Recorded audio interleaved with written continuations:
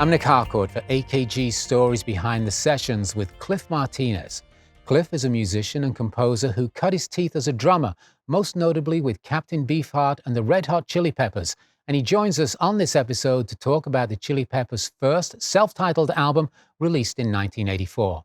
We're also going to talk about his transition from behind the kit to a career composing score for film and television, most notably Sex, Lies and Videotape, Solaris, Contagion and Traffic for Steven Soderbergh, and Drive, Only God Forgives, and The Neon Demon for Nicholas Winding Refn. Cliff, welcome. Nice to be here. Great to see you, man. Nice place you got here. How did you join the Chili Peppers? You came in, you were drafted in after Jack Irons left and to make the first record, essentially, right?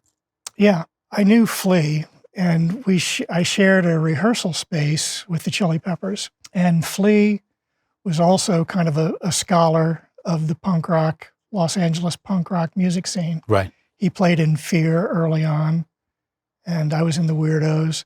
So we knew each other, and we kind of had a respect for and we had a passion for the local punk rock scene. So I think I didn't even have to audition. I think when Jack Irons left the group, Flea just said, "We need a drummer. Do you want to join the band?" Right.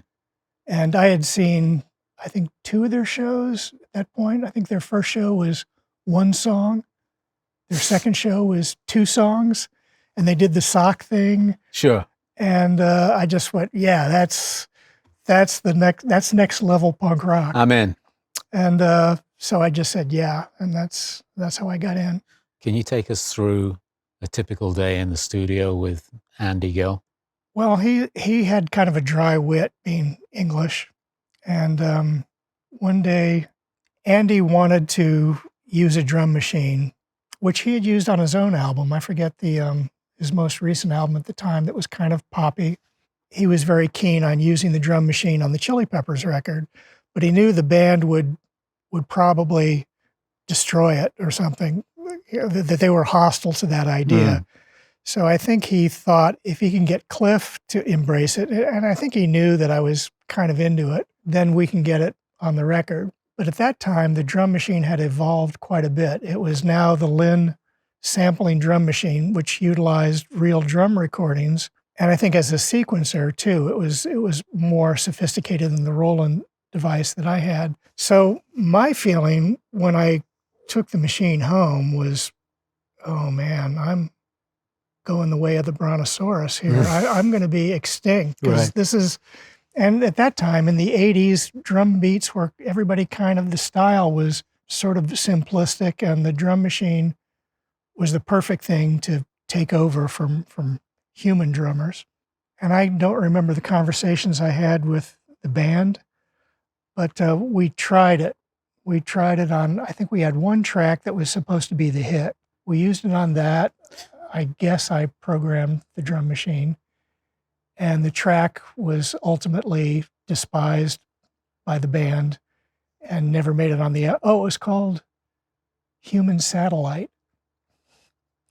That was the name of, what was ostensibly that was supposed to be the hit. Our hit. That was going to be the hit. Had the drum machine on it, and everybody just despised the piece, and it never made it to the album. So you recorded this in El Dorado studio, which I believe at the time was smack in the middle of Hollywood, right? Yeah, I think it was next to the Palace Theater. Like Hollywood and Vine? Yeah, I think it was sandwiched between, it was on Vine, sandwiched between Hollywood and Franklin, I believe. What did you learn from that time? As you mentioned, none of you had really spent much time in a studio making records. What did you come away with from that time? I suppose I thought that there was like vast potential for recording. We had done, I think we had some brass on the record, a little bit on a song called Hank. I brought in some junk metal percussion, some break drums and pipes and stuff that we had on a track.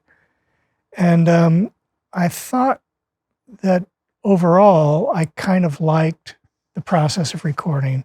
So I was inspired by the possibility of multi-track recording and editing. It was kind of primitive at the time. I think there was a sampler, an AMS. I think they swapped out my snare drum for my real snare drum for a sample of a snare drum.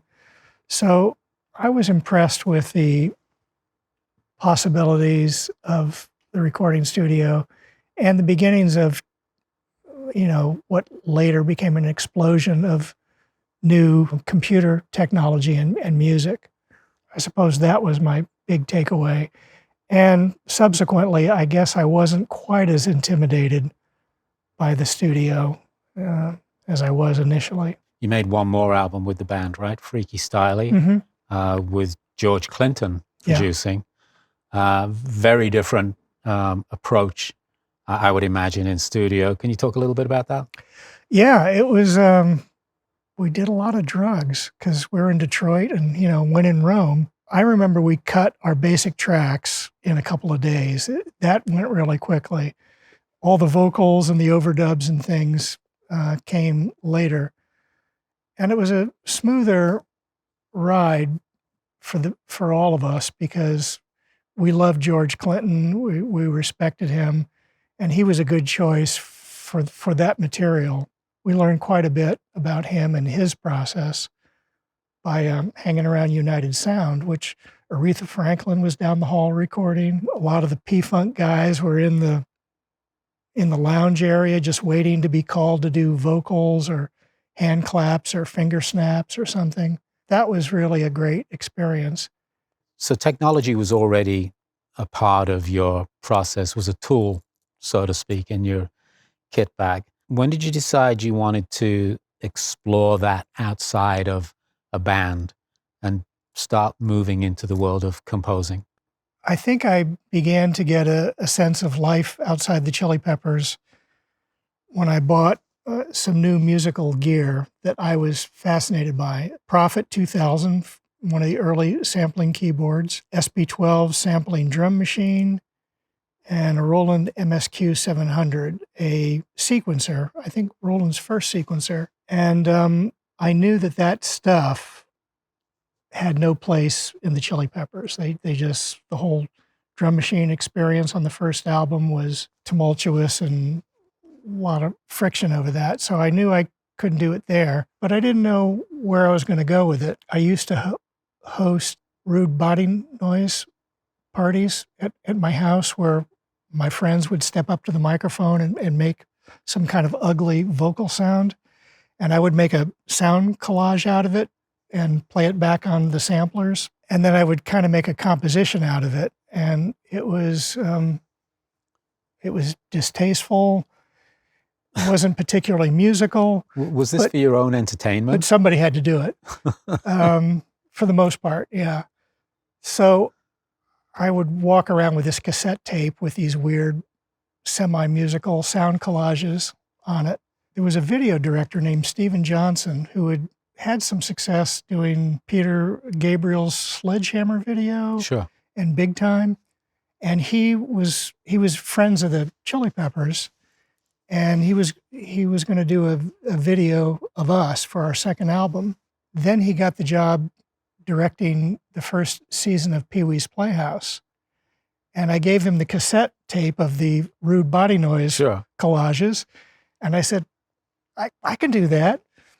And he said, do you have a Fairlight? I think is what he said. I said, no, but listen to the tape. And so he liked it. And he said, unfortunately, they just fired me. I don't think he did, or maybe they did 3 seasons of Pee-wee's Playhouse, and then Pee-wee himself, got caught in a scandal. Right. And they didn't renew the show. So I don't know, between a couple of the seasons, Steven got fired, and he handed off my tape and I guess a recommendation to whoever was next in charge. And that was my first scoring job, was Pee-wee's Playhouse. But indirectly, that led you to Steven Soderbergh. Yeah. Tell us about that. He heard Well, I'm still walking around Hollywood with this cassette tape of the Rude Body Noise. Was that your demo collage? at the Yes, time? that was it. But now it included Pee-wee's Playhouse, Right. and which was kind of a legit credit. A lot of my film industry colleagues at the time were sound editors, and one of them, Mark Mangini, was working on a feature film called Alien Nation, and they had asked Mark, who's kind of almost like a professional quality guitarist, good musician. They asked him to create, I think Jerry Goldsmith was scoring the film, but they asked Mark to create some music that the aliens might listen to. And he called me and asked me to come over and collaborate with him. So at that time, Steven Soderbergh was sleeping on Mark's couch, and they were friends, and he just walked in one day, and Mark and I were working on this music for a scene in Alienation, and Steven sat down on the couch, and before we're even introduced, he started making comments on the music, and I could tell that he wasn't a musician, but his instincts about how the music fit the picture were pretty spot on. Afterwards, he said, I'm working on my first feature film, and I think I'd like to have you score it. And I said, great, here's my demo tape. And later he called me and said, this will be perfect for the film. And I think he hadn't even shot the film yet, Sex, Lies, and Videotape. But he said, this will be perfect. This is great. Months later, I got a rough cut of Sex, Lies, and Videotape. And I saw it, and I immediately called Steven, and I said, yeah, I don't think the Pee-wee stuff doesn't seem to, I don't think that's going to work for the film. And he said, oh yeah, we'll do something different. So years later, Steven said something like, I hired Cliff because he was the only composer I knew. Probably some truth to that. As you've worked through, from the beginning of just weird body noises to full-blown orchestral scores, do you have a favorite score? Oh yeah, it's Solaris. Mostly, I can't listen to my music after it's done. There's something about Solaris that I can still listen to it and enjoy it. But I would say, I'm sure John Fogerty wonders, why can't I just roll out of bed and write another Proud Mary, today? I don't know what it is I was doing or smoking or what it was that made Solaris what it is, but it's the high watermark for me. And one of the things about film music is that no one really knows how good a job the composer does unless they've seen the film without any music. That's when you really can measure the contribution that the composer makes. If you saw Solaris without the music and then saw it with the music, I think it's probably the one score that did more to elevate and improve and universalize the story of Solaris more than any score I've done. That's such an important part of the storytelling, though, isn't it? Knowing when to put music in and knowing when to let the actual action on screen play. Yeah. I mean, my theory is music is really firing on all cylinders in film. When it's telling you something that can't be expressed in dialogue or in images, when it's doing something else. And I thought Solaris did a lot of that. There's a lot of other functions of music. It often does more, more traditional things, but when it's expressing the inexpressible, that's when music is really, earning the paycheck.